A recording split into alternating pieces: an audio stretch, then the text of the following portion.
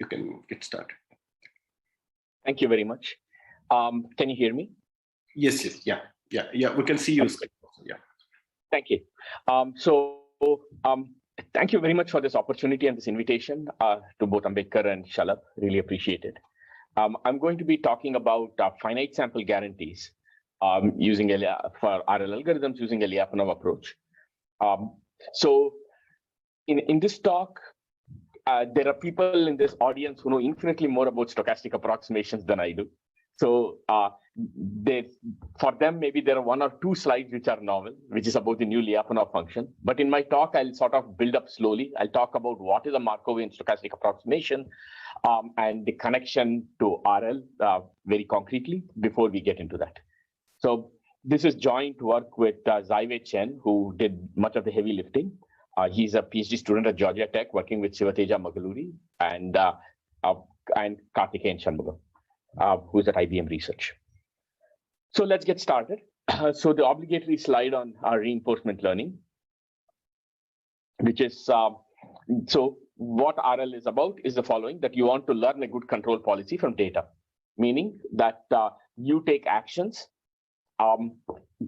Because of the actions, the system state evolves. You collect a reward for taking based on this state action, and as the system state evolves, you take new actions, and over long term, you want to find a control policy to maximize long term rewards. So you've got these samples, maybe it's trajectories, depending on, or if it's a simulator based system, you have a black box access to the system and so on, and but at a very high level, based on this data, you'd like to synthesize a good policy, or maybe even just evaluate how good your particular policy is. So this is like some super high level introduction to reinforcement learning. And I'm sure most people in this audience, if not all, know far more than just this slide. So let's get started and talk about the two reinforcement learning problems that we would like to look at. One is sort of finding the optimal policy, which is a control problem, or an evaluation problem. So more specifically, as we have seen in many talks today and previous days, two things that you want to keep in mind are the state value function as well as the state action value function, meaning the following. If you are given a particular policy pi, because of this policy, the system evolves through, you start from a particular state, the system, then you take actions suggested by the policy, and the system evolves. As you move forward over time, you collect rewards based on the state and action.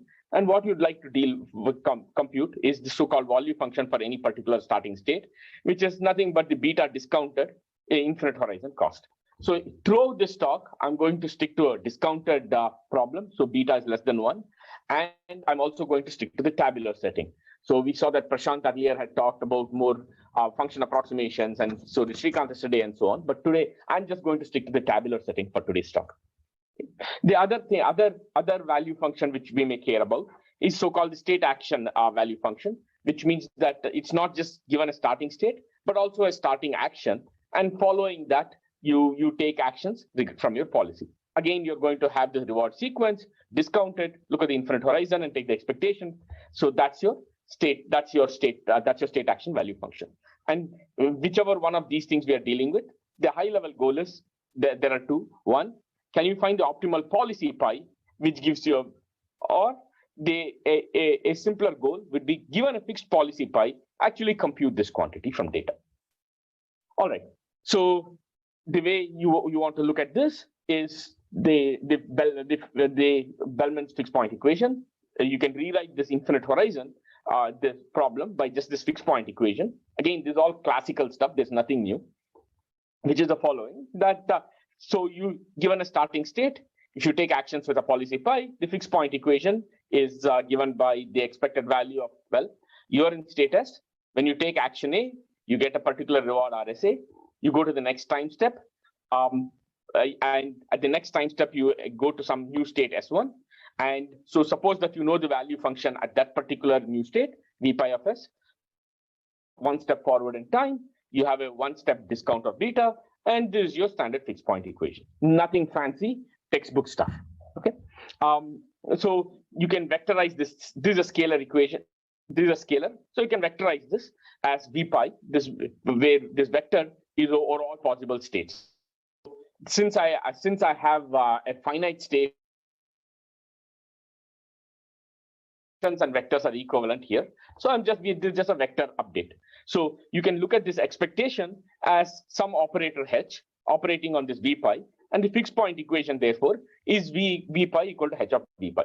So policy evaluation is just this, so finding a solution to this fixed point equation. Similarly, if you're doing control problem, you can look at the optimality operator, meaning the following. Okay, you go to the Q function. So what is the Q start function? For any particular starting state and action. So you get a reward for taking that particular action when in that state.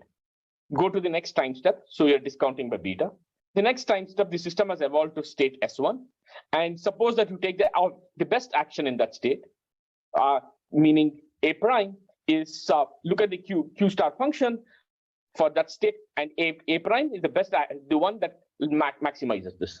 Okay. Then look at this particular fixed point equation. The difference, of course, here is there's a max inside the expectation, and it leads to a different fixed point equation. This is Q star. Again, vectorize it.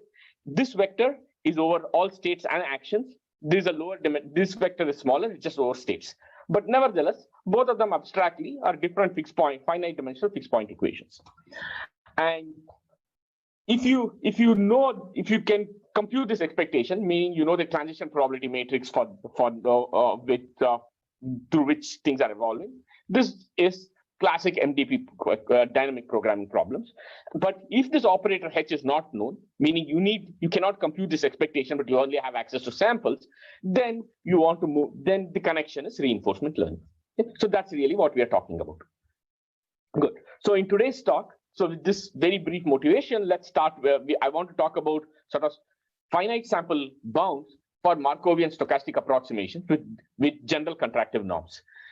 So that's really the technical contribution, and we'll see how that applies to a bunch of different problems, including Q-learning, different types of TD, off-policy learning, and I'll also talk about the proof ideas. So let's get to stochastic approximation. So we have already motivated from reinforcement learning that, but even much more broadly, that we want to solve fixed point equations, h of x equals x. These are so we saw Q-learning and the policy evaluation problem, both finding the optimal policy as well as the policy evaluation problem are both fixed point equations. But even if you didn't care about reinforcement learning, fixed point equations are these kinds of fixed point equations occur all the time. For example, in optimization, if you want to find the minimum of a particular function, so look at this particular operator, h of x is minus gradient f of eta gradient f of x plus x.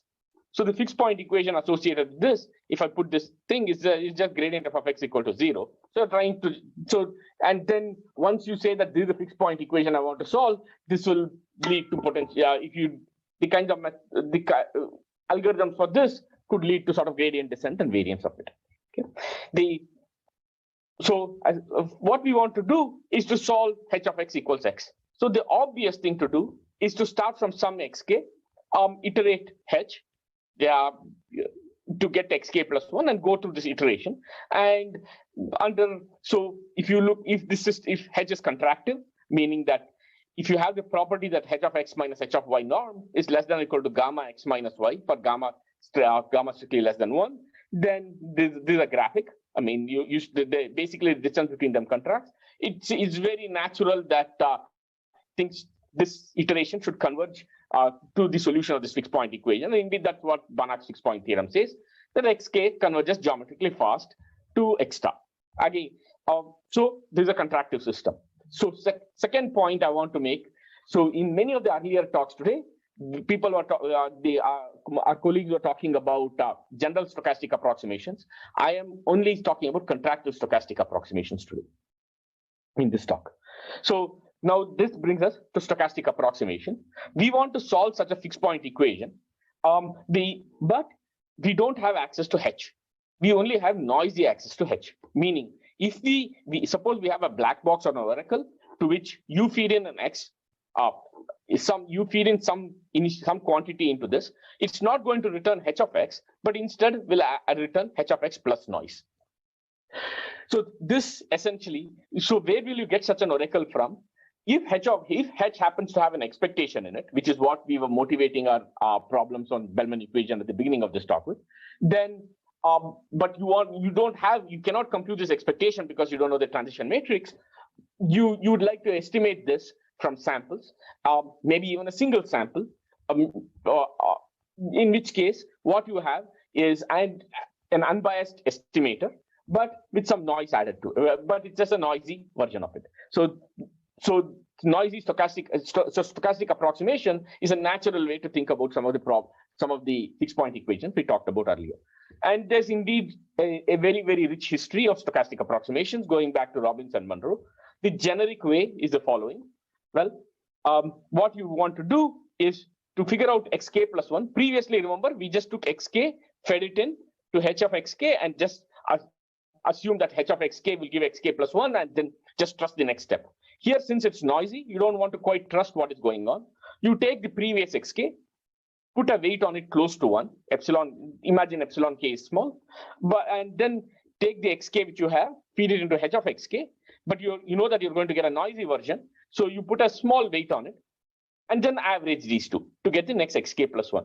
Just rewriting this is the classic stochastic approximation equation. That is xk plus 1 is the previous xk plus some step size times h of xk plus wk minus xk. Okay? So there is nothing, this is all, you have seen this thing multiple times over the last few days. And under reasonable assumptions on noise, so suppose it's IID or martingale difference, if it's mean 0, so on, this iteration converges almost surely. And there's for example, the definitive book for this is Burker's book on stochastic approximations to look at these kinds of things. Okay, now, but let's get back to reinforcement learning. Specifically, I want to talk about Q-learning and asynchronous stochastic approximation, because I want to move to essentially Markovian stochastic approximations and the connection of that to Q-learning. So going back to the Bellman's equation, this is the fixed point equation we have, which is Q star is some h of Q star. So the h function is because of this expectation. Good. So when you want to, so we talked about stochastic approximations. So we don't have access to h, but we have only noisy access. So let's look at a particular algorithm, which is called Q-learning, which is trying to essentially do that. What happens there? Well, so you have got some fixed policy pi. So this is called a behavior policy. This is not necessarily the policy you're learning. It is a policy from which you have collected samples. What this pi does is to suggest the probability of taking the next action given a particular current state.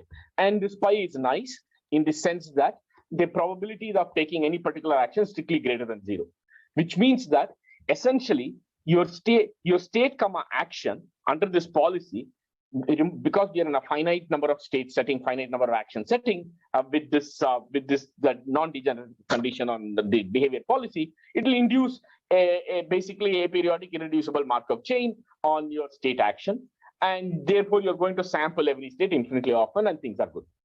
So that's what this pi is doing. Fine. Now you got trajectory. Essentially, you got state actions, sequences, samples of state action sequence or trajectories generated by this pi. And what you're going to do is to do the following asynchronous update. What is the asynchronous update is the following. Suppose at some particular time, you're in a particular state action, and your estimate of Q function, your current value of the Q function, Q is denoted by K, is Qk of Skak. Well, now you have a step size epsilon K. What you do for the next step to update this Q function is the following. You'll get a reward from that state action. At the next time step, you're going to move to a state Sk plus 1 because of this policy pi. And then, so you are going to update Qk plus 1, the next time step Q for this state action pair using this particular iteration, which looks sort of like a single sample version of this. Essentially, if I drop this expectation, then I'm going to get something like this. Caveat, though, is that in this update, note that only the update happens only for one particular state action. In a trajectory, you're in a particular state and action.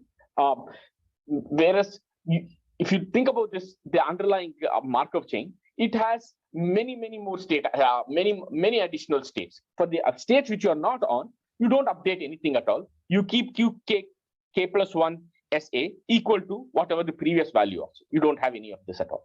So this is what is called an asynchronous update, meaning the entire vector is not updated in this case. Only one component of that vector is updated depending on where you are in this trajectory. Now, if you go back to this equation and you want to do, you don't care about this asynchronous update, but you just want to synchronously update, meaning somehow you have black box access to a simulator to which you can put in a state action and you're going to evolve it and get a sample for the next. You could do a sort of vector update of this, and which is called synchronous Q learning, for which standard we can use, we can reduce it back to the regular stochastic approximations we talked about.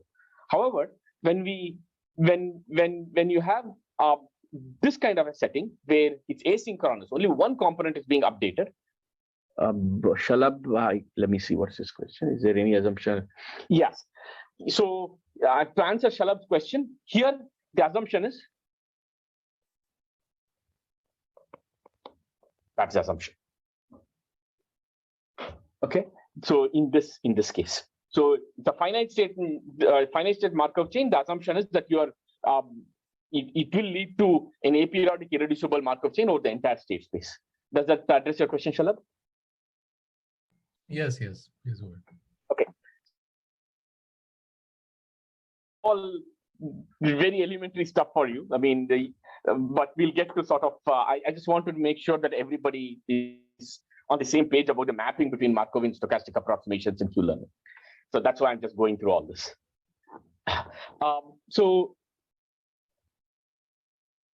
So now we have an asynchronous update equation. This equation, not a fixed point equation is not a stochastic approximation for this particular fixed point equation. It in fact actually this one solves is a fixed point for an equivalent BELLMAN equation of the control problem. Suppose you take this and pre-multiply both sides by a diagonal matrix, where the diagonal elements are from the stationary distribution of the induced on the Markov chain by pi. I'll be more specific in the next slide. I'll dig into that a little deeper. Then it turns out that this is a Markovian stochastic approximation that is for this particular fixed point equation. Note that because this is a diagonal matrix with all strictly positive components, it's an equivalent control problem. Solving this versus solving this are equivalent. So I'm happy to move to this problem. So let's see why this is coming. So I said that this is the equivalent fixed point equation. So what's going on? Well, here is the Q learning update. QK, so meaning for one particular component SKAK, you're updating according to this. For all other components of SKAK, you're not doing any update. You're just keeping this QK plus 1 equal to QK. So if you look at that, and I want to vectorize it again, and this vector dimension is the dimension of state actions. Okay. So this is a vector. I can keep this vector now here. This is a vector. This one is a function of SK, AK, and SK plus 1. Okay. So I can take SK, AK, and SK plus 1 and look at this triplet as a state and look at this Markov chain YK, which is SK, AK, SK plus 1. And then I can write this for the entire vector. I can write this as some function f, which depends on basically QK, the QK vector, as well as the YK vector. And this function will basically make many of the components in the vector 0, except where the one component where update is actually happening. Okay. So meaning that this function f of QK YK is equal to QK for most or all but one terms, and at the one term, it's going to make it this. Furthermore, if I take this function and take the x, so remember this Markov chain is also aperiodic because of the conditions on pi. This Markov chain is also aperiodic irreducible positive recurrent and has a stationary distribution. Okay, And so if you take the expectation of this function with on the second for a fixed value of q vector, you take the expectation with respect to y, we call it f bar of q, then you can, it's not hard to show that this f bar of q is related to this h of q in the following manner. Its f bar of q is basically this diagonal, which is the stationary distribution of this Markov chain. It's a D is a diagonal matrix, just straight diagonal. Everything else is of zero, times the h of q plus identity minus diagonal times q. I'm not going to go into why. You can just check this yourself. Okay? So essentially, what we have here, therefore, is the following. If you want to deal with asynchronous q-learning, what you have is a vector q function which is evolving, but a co-evolving of a Markov chain with this q function. Okay. With this Markov chains of f function related to the original h operator. So now this motivates why we even want to look at Markovian stochastic approximation in this context. Suppose that you want to Markovian stochastic approximation asks the following question. Suppose you want to find an x star that satisfies the following fixed point equation. X equal to f bar of x, where f bar of x is given by the expectation of with respect to some way y, where okay, and y is where y is where the expectation of the invariant distribution of this Markov chain. Okay, then Markovian stochastic approximation gives you the following evolution.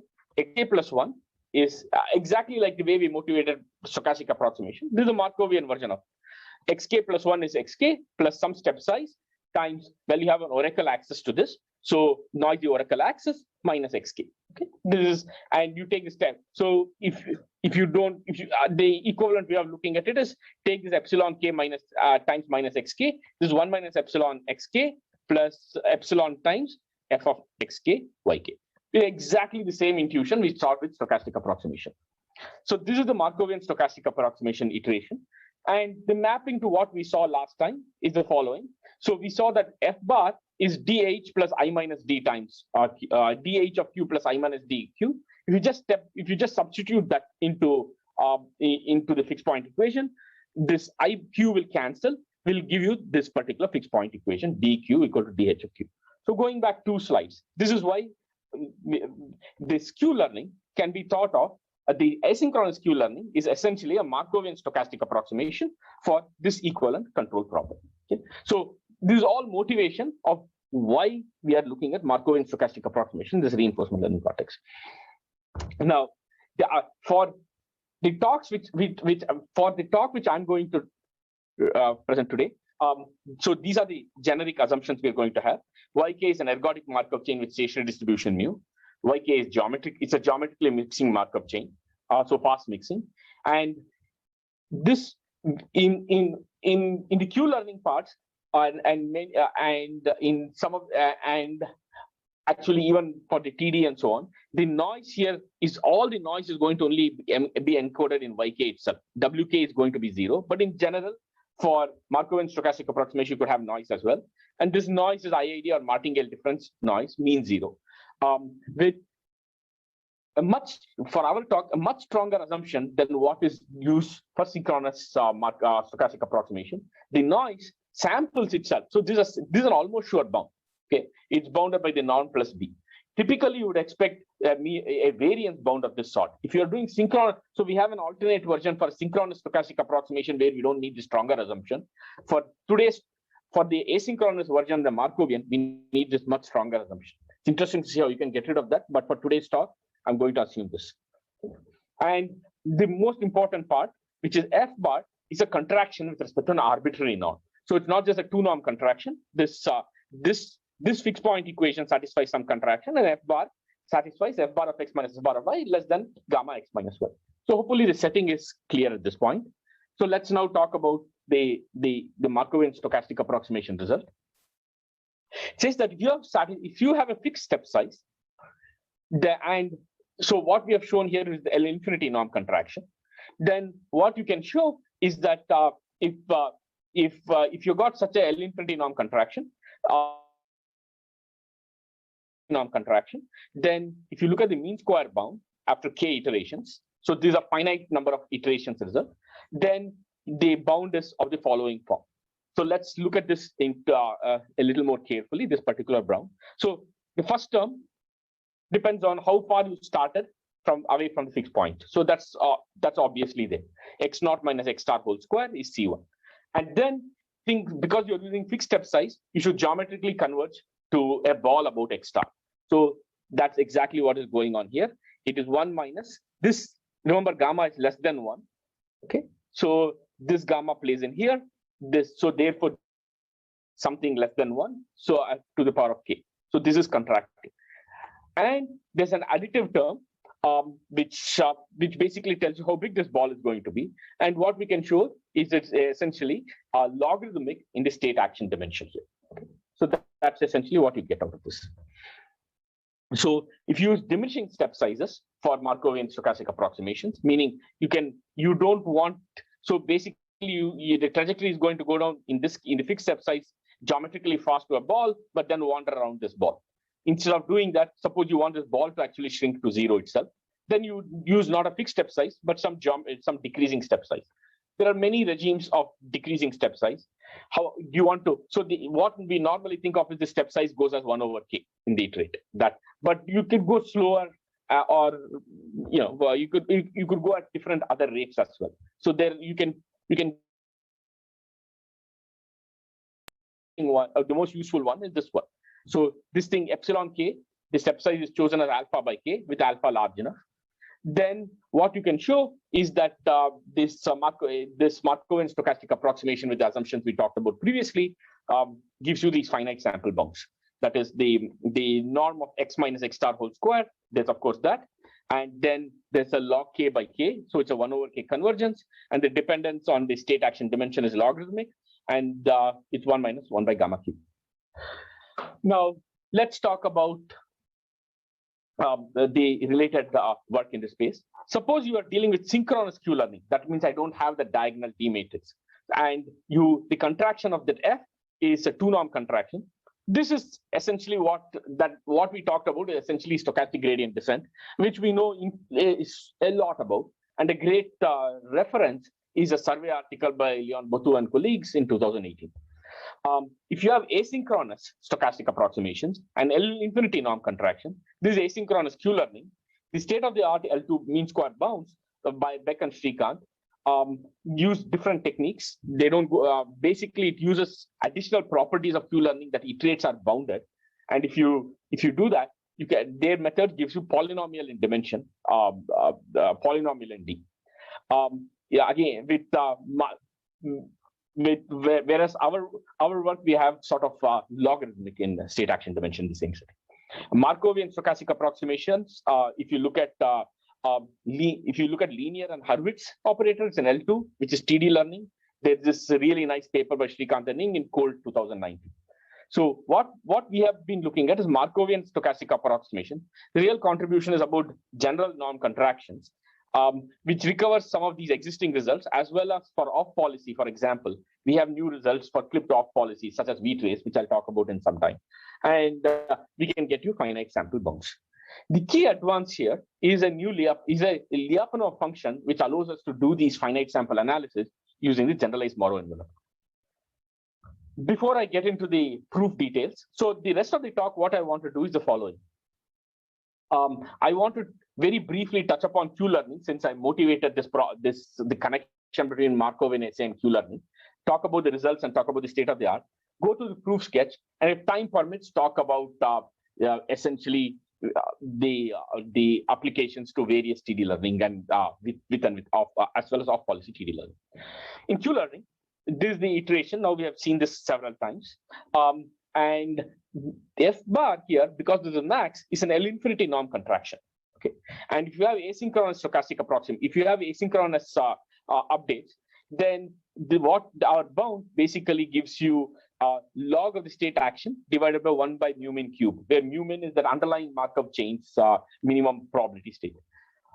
So the best you can hope, depending if you have a good behavior policy, then this bound essentially becomes SA cube log SA, again log k by k. If If you want to look at the corresponding results in Q-learning in literature, if you have constant step size, then Beck and Srikanth, as I mentioned earlier, we would improve by 1 by SA square. We improve by SA square with high probability bounds. So what we talked about is mean square. If you want to look at high probability bounds, then there's both constant step size and diminishing step size by Lee et al. In 20, and diminishing step size, Evandar et al., and then Chio and Weiermann in 20. So they're in a different setting. I'm happy to talk offline about the connections between this and our results. But essentially, if you could potentially convert the high probability of bounds to mean square by simply integrating the tail. There are some technical issues in doing that with this because of a particular union bound, which is used in this high probability bound, which doesn't allow you to get any reasonable estimates if you want to do that integration. But if somehow one could get around the technical aspects, essentially the rates of convergence would be similar. But there are some, but right now these two are incomparable because of the style of the results. I want to talk, before I get into the TD part, I want to talk about how these methods, what's the proof idea. So again, recall, we want to look at Markovian stochastic approximation with a contraction, which is with respect to an arbitrary norm. So, and why some geometrically fast mixing Markov chain. Now you've seen the ODE methods in several talks over the last couple of days. If you want to look at the stochastic approximation through an ODE, what you would do is you take xk to the other side, divide by epsilon. You look at this stochastic approximation. If you quote unquote ignore the noise, replace this f of yk by just its expected value with respect to the invariant distribution of yk, and let epsilon go to 0, it looks like this particular ODE x dot is f bar of x minus x. And this, there is the definitive reference for this is of course Borker's book, that the stochastic approximation converges asymptotically if the ODE is globally asymptotically stable. You basically use a Lyapunov function, which is the L infinity norm square for this particular problem because the contraction is in the soup norm. So you can use this as the Lyapunov function and get everything to work. So our goal is on finite time error bounds on the original stochastic approximation. So we are not going to use the ODE method. We will actually use a Lyapunov approach on the actual iteration itself. So if you are going to do that, there are different types of errors we need to handle. One is, so what we have done is in this stochastic approximation, you can add and subtract f bar of xk, okay, plus f bar of xk minus that. And so if I can center this, I can look at f bar minus xk, which is quote unquote the ODE like term. But then there's a Markovian noise, which is basically f of x comma yk minus f bar.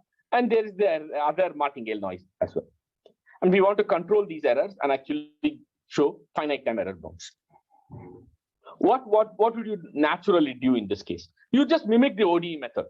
Just you look at the ODE method. We want finite time bounds. So use the obvious approach is look at what ODE is doing, look at its and try to track its trajectory. So ODE is going this way, the stochastic approximation is going this way, and so if if these perturbations are small, then this tracking should be good, and you should be able to just mimic exactly what the method suggested, for example, in Borker's book, and with this Lyapunov function with the L infinity norm square.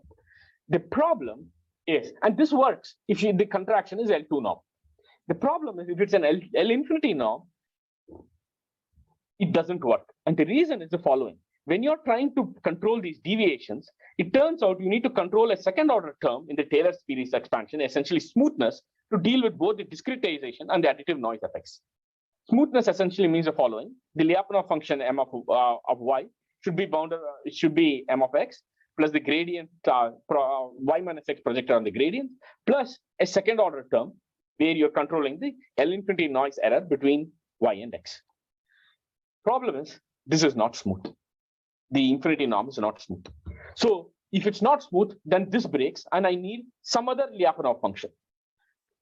I need a different Lyapunov function, which is smooth.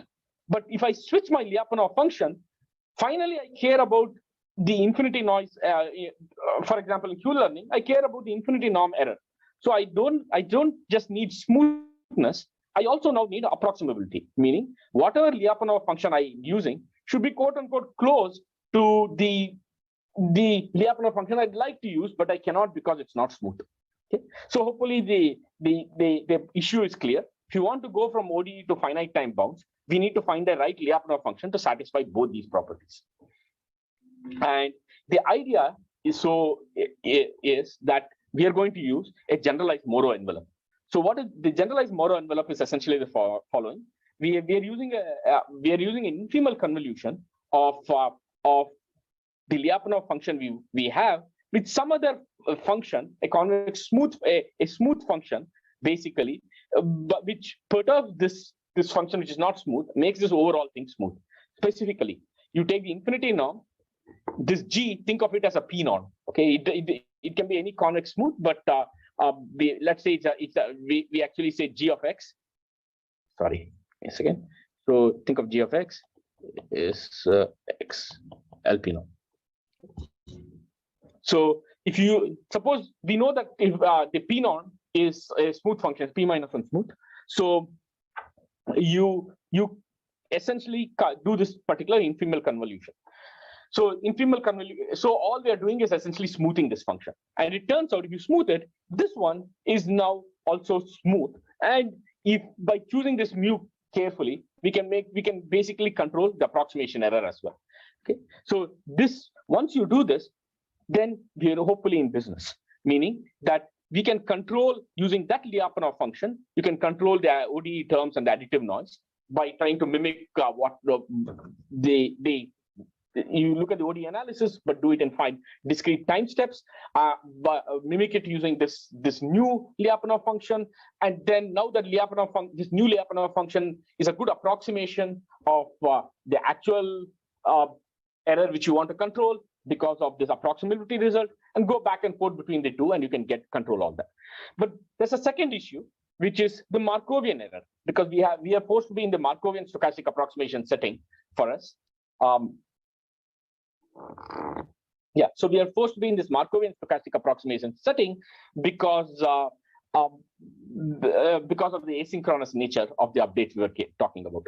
If you look at this, the error in this is not 0 because YK is a Markov chain, is a particular state of the Markov chain. It's not going to be in stationarity. Whereas this is this particular thing, what we are centering it about is with respect to stationary distribution. So this is not a zero mean quantity, and that is a problem. So there's a standard fix to it, which goes back to decades. And I just alluded to again in Prashant's talk earlier today, which is the way you want to do. So when you do a discrete time analysis of this iteration, the error term will look like the following. Look at this particular error projected on xk. That's the kind of error terms we need to care about. So what you can do is to condition on xk, yk sometime in the past. Okay, tau is the mixing time of this the yk, the fast mixing Markov chain. So condition on it using iterated expectations. Now let's look at the inside term. Yk minus tau is a mixing time away. So that basically means that this one is roughly independent of what's going on here. But your step size is chosen reasonably small enough such that xk minus tau is roughly xk itself. Things haven't drifted apart so much. If you have these two properties, then this error can be controlled and made small. So this is the crux of this idea. Go one mixing time, do iterated expectation with the mixing time in the past, and then you can control this error. This idea goes quite a bit back and maybe even further than the reference I posted. This is there in Bertsika's and Tsitsiklis's NDP book, for example, at 96. Shrikant and Ying used this trick in their cold paper and so on. Okay, so now we have controlled the ODE errors and the additive errors with the new the GME, generalized Moreau envelope, as a Lyapunov function, and the Markovian error using sort of going back using this this mixing time trick, and this brings this is essentially how the proof works. So now let's switch. I have about 15 minutes left. I'll just talk about TD learning and variance. So now we have this machinery for getting finite sample bounds for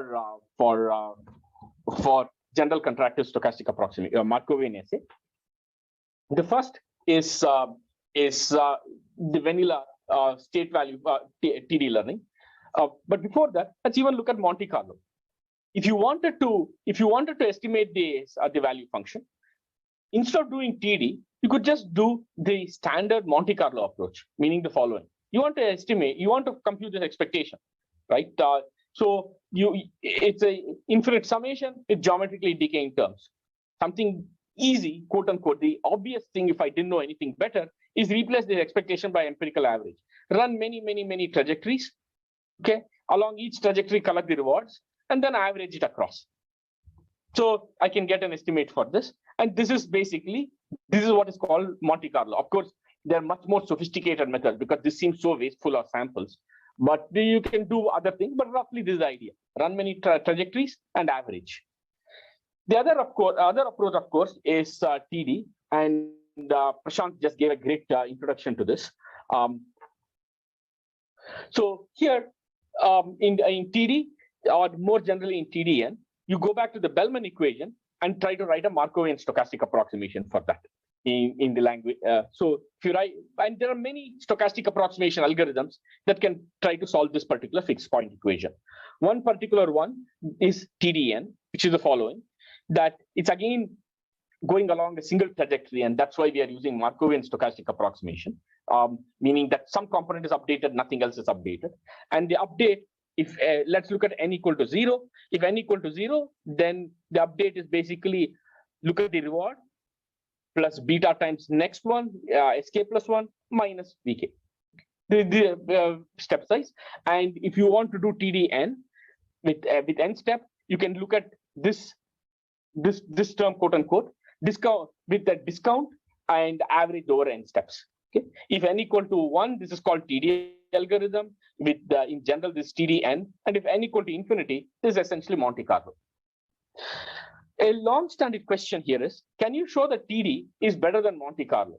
What I mean by that is the following: if you are running this iteration for if you are running it for some finite amount of time, and you pick n equal to 1, and so the x-axis is a step size, y-axis is the error after some finite horizon. I think in this case, after these plots, this is from Sutton and Bartow's book. This is, I think, after averaging of 100 trajectories over 10 episodes, if I'm not mistaken. This is the root mean square error. And the optimal step size is this one. If I change n equal to 2, for an optimal step size here, you get an RMS which is lower. When n equal to 4, you get something even better. But then it goes back up, and you get to n equal to infinity, or n becomes larger and larger. So if you look at the bottom of this thing, it is going this way. So it looks like there is a quote unquote, there is an optimal trade-off between full Monte Carlo and TD. So this has been noted for decade since mid-90s that there is this kind of a trade-off. And what can we analyze? But the question is, can you mathematically show that this is happening? So now, using our finite sample bounds, we are able to show this. Meaning, if you look at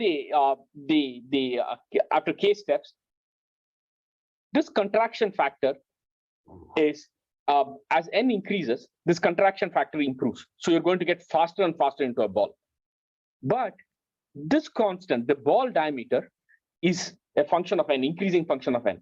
Basically, this means that these two are working the opposite direction, which says that there must be a sweet spot. Again, this is not an optimal bound. All this is saying, so this bound is not going to tell us, if you computationally, how to choose n, but it's basically, as far as I know, for finite sample, this is the first one, which is actually, this is the first time that we are able to say that there is such a trade-off. Again, how much time do I have? 10 minutes left. You can do something with TD lambda as well. I'll talk about the related work about this particular efficiency of bootstrapping in a few minutes. But let me just go to TD lambda as well. So TD lambda is another algorithm for solving exactly the same for the policy evaluation.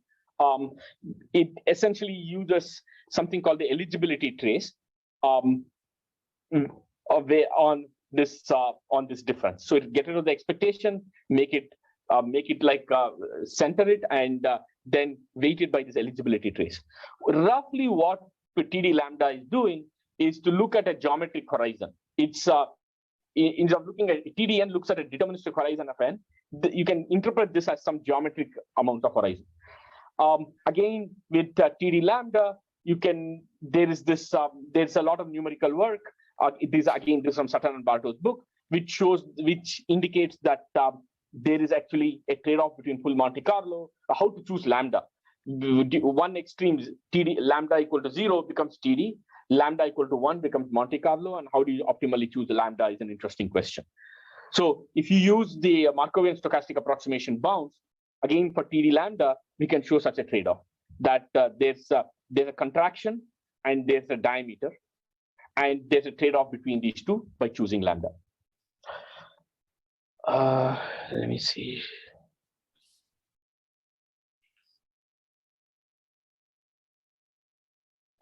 I'm sorry, I somehow lost a slide here where I want to talk about what is known with these kinds of the power of bootstrapping. So let me just say it in words from memory.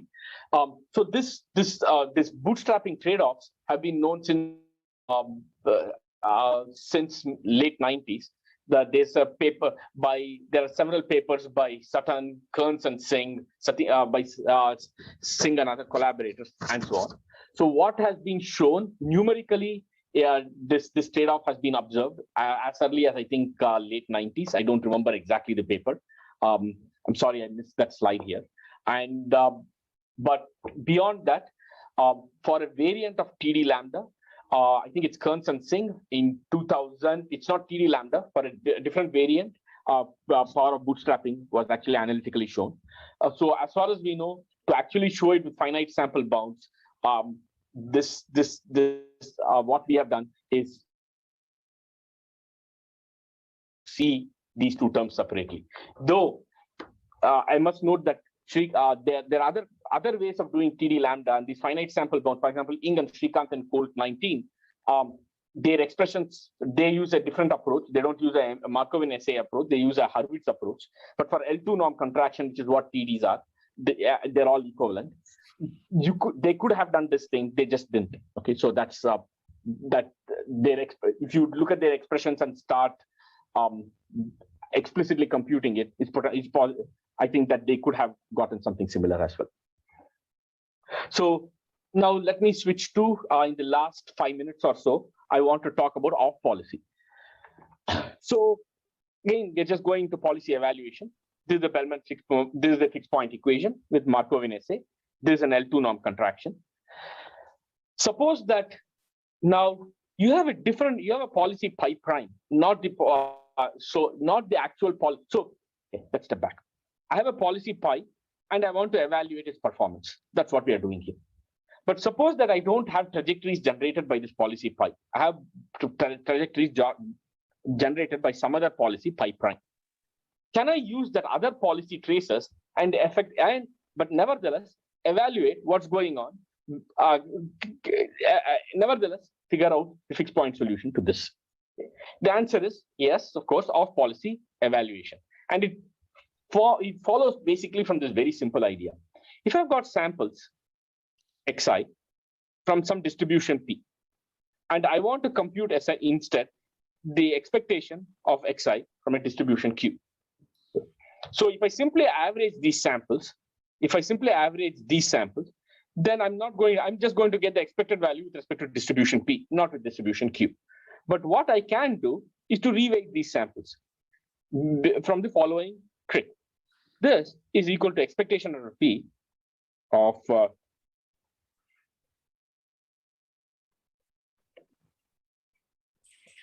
the usual reweighting trick. So I take X and reweight it by multiplied by the dq by dp, assuming that they're absolutely continuous, and then I can write the expectation under Q as that under P, which basically means if I had access to the distributions, if I have a box which will give me, which could do the following. If I can feed an xi into the box, and it's going to return to me Q of xi. like P of xi. Note that this is a random variable. If I had access to this, what I would do is I would take xi times Q of xi by P of xi and average these samples to get the expectation under Q. Okay, this is the importance sampling idea. What is written here is the usual importance sampling, importance sampling or change of measure or whatever. This particular idea. In all of reinforcement learning, we don't have access to the distribution to the P matrix, right? I mean, if you did do that, you wouldn't do any of learning by samples. You would actually just solve the MDP. However, it turns out that when you are comparing the P by Q, there's something really interesting that happens. Again, there's all textbook stuff. You're looking at two possible trajectories under one policy pi 1 and another policy pi 2. If you look at the importance sampling ratio of these two, turns out whatever is going on because the randomness of nature, quote unquote, cancels out in the numerator and denominator from chain rule of probability. And what is left is what would policy 1 have? What is the probability policy 1 would have taken a particular action for a particular state divided by by the corresponding under the other policy. Okay. So you can, if you know what the policy's descriptions are, you can do you can do this reweighting. This is called the importance sampling factor of the differences which we looked at previously. And such a reweighting can be used and to evaluate the value function. This looks magical, but there's of course a big problem that when you're doing this reweighting, you're multiplying by a ratio. If the denominator is small, you know that the variance blows up. And this is actually a very big problem with off-policy evaluation, which is control of variance. So there's this beautiful algorithm by Esferholt et al. Remy Munoz is part of this group. This was, I think, in ICML 2018, called V-trace. It's a very cool algorithm, which basically says the following. Hey, if instead of reweighting by exactly the ratios of under the two policies, pi and pi prime, let's do some clipping. Okay. The key idea of this is to use two different clippers. Clip everything but the last sample with one clipper and clip the last one with a different clipper. And these two clippers essentially can allow you to both limit variance and control bias in a very nice manner. And this actually, their algorithm was used in DeepMind street navigation project. And the thing is that you can tune these factors to trade off bias and variance. But again, the question is, there's no finite sample analysis. There's only asymptotic analysis of these kinds of algorithms. What's a finite sample analysis? Turns out that we can use our machinery to actually get infinity norm bounds for this using the Moreau trick. And what we can, again, we can actually show the rate of convergence is 1 over k, the state action dependence, and so on, which potentially can give some insights on how to choose these clipping parameters. So here is this. Okay, this slide I was talking about. So in terms of linear function approximation, everything I talked about is tabular, but you can look at the LFA analysis and reduce it to tabular because it's more general. If I take the linear functions as essentially all the, I just use the canonical basis for it, I can always recover the finite sample analysis. So in that sense, there's Srikanth and Yang and then Bandari et al., which also Prashant talked about earlier today.